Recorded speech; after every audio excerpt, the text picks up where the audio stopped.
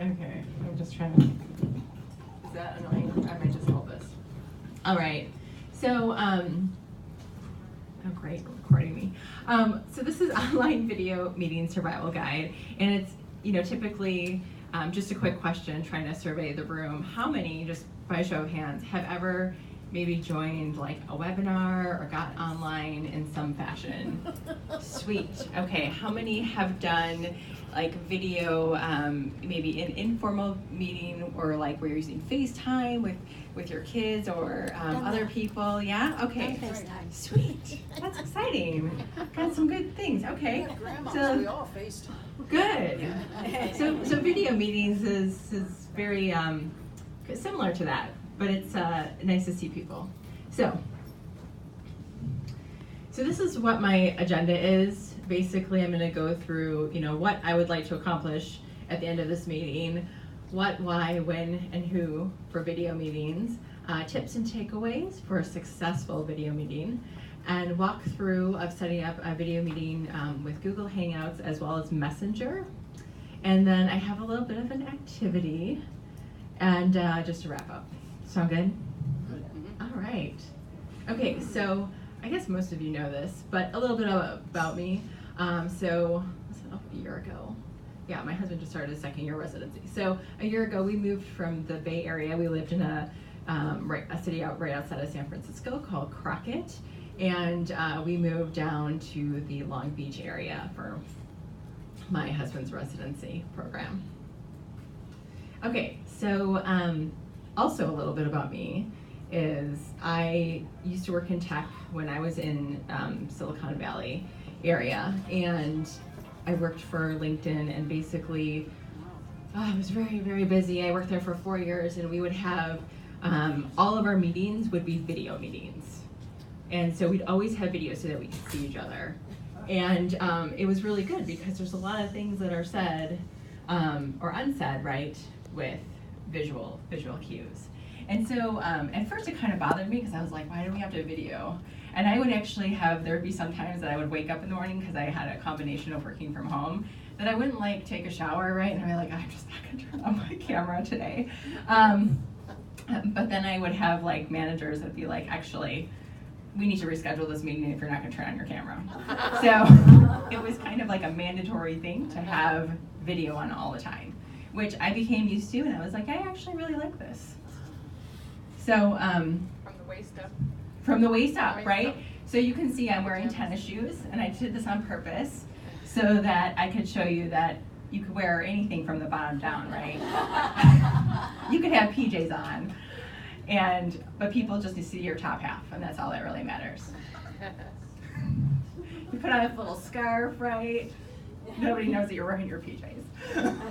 But so they usually say that, an aspect of communication is that 93% of communication is actually nonverbal. So we've all been on conference calls, right? Where somebody comes through like super strong, and you're like, gosh, that person just must be really angry, but they're not. They're just really passionate.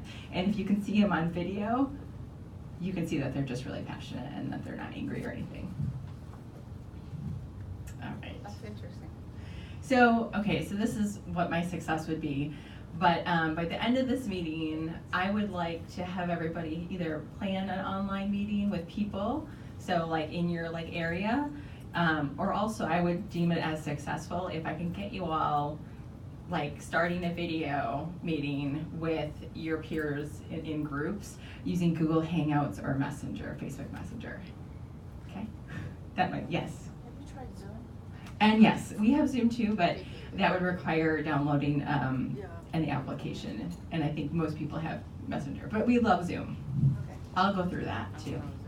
Mm-hmm. It's good that you know about it. Okay, so breaking it down, what, who, why, when, and how.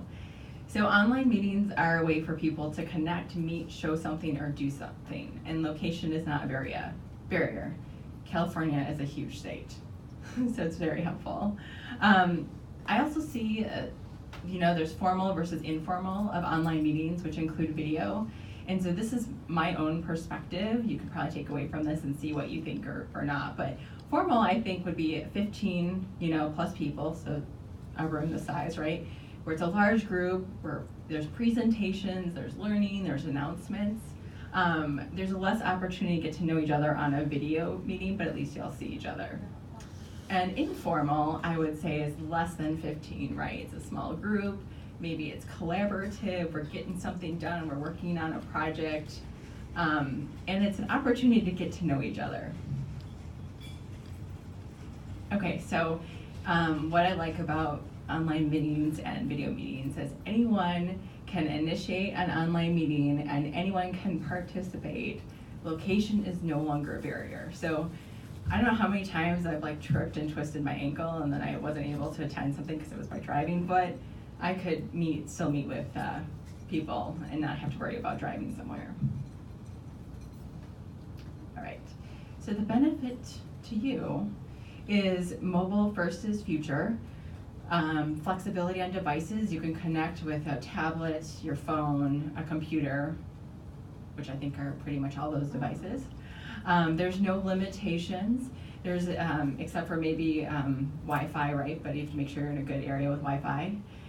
Ease of planning, it's pretty easy to plan an online meeting and get everybody together. You have a far reach, because if you don't have to worry about meeting somewhere, you can get other people in from other states, right, to come on, maybe give some tips and tricks or present something. It's super inexpensive because you're just using your devices.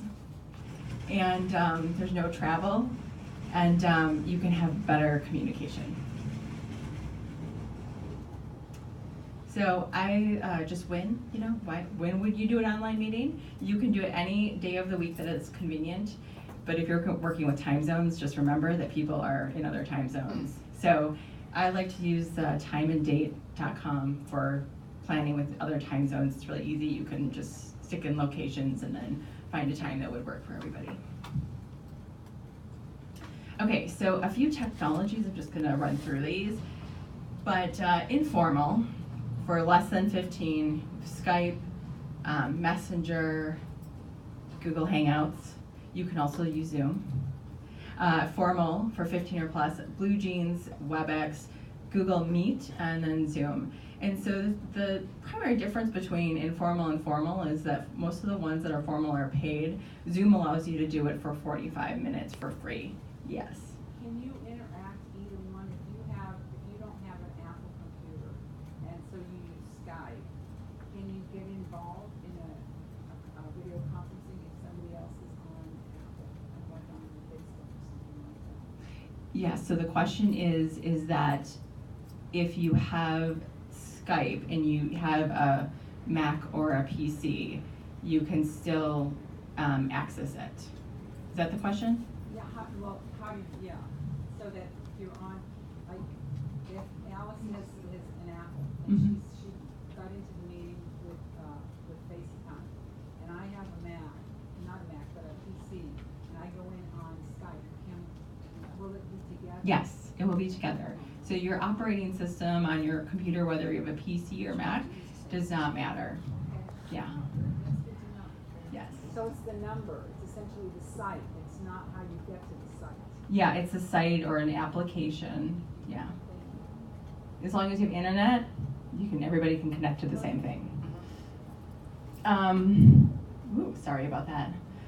All right, so I did actually lay out a breakout a little bit because I know we all are on different committees and we're like trying to have meetings, right? And a lot of the meetings right now are done through phone calls. So I thought this would be super helpful. And technology is always changing and they're adding new features. So for Facebook Messenger, it's free for up to 6 video participants. So you can have 6 people on video at any time together. But you can have 50 people max. So some people won't have their video, but they'll just be joining through audio. Skype is free for up to 25 as video participants. And I also like Skype because you can screen share. So if you're like, hey, let me just show you my presentation really quick, you can flip to your screen if you're using a desktop computer and you can show what's on your screen. Is there a button that says click to them, or how does that? Yeah, there's a button that says, so Judy asked if there was a button that shows, like allows you to quickly like show your screen. And so just with the computers, there is a button that says screen share. Screen share, okay. Uh-huh, yes. And with Skype, there's like a business Skype, so there's paid options. There's the free and then there's the paid. And I think with the paid, the difference is they might give you a phone number to call in too, so you have that option. Google Hangouts is free for up to 25 participants. You can do screen share and you can do a direct link. Okay, so we What's have. a direct link? So a direct link is, let me see if I can.